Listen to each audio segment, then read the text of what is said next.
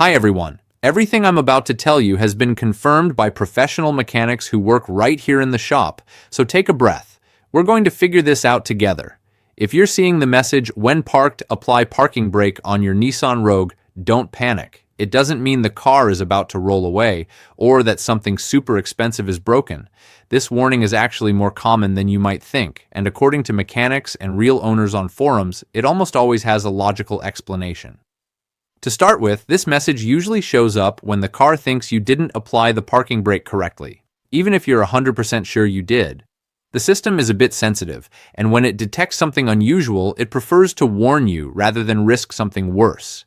Basically, the car gets nervous and says, "Hey, make sure the parking brake is really on." Now, one of the most common causes, and this is where it gets interesting, is the 12-volt battery.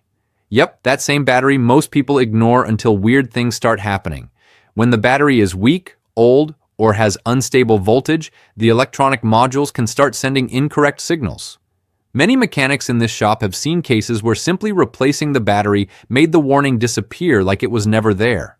Following that same line, another common cause is the electronic parking brake system itself. Sometimes the brake isn't actually faulty, the system just doesn't confirm that it's engaged. This could be due to a dirty sensor, a weak signal, or a small electronic glitch that makes the car think the brake isn't applied, even when it is. And here's something interesting. A lot of drivers report that the message comes and goes. One day everything is fine, the next day the warning shows up, and then it disappears again. That usually points to an electronic glitch, kind of like when your phone freezes and suddenly works again after a restart.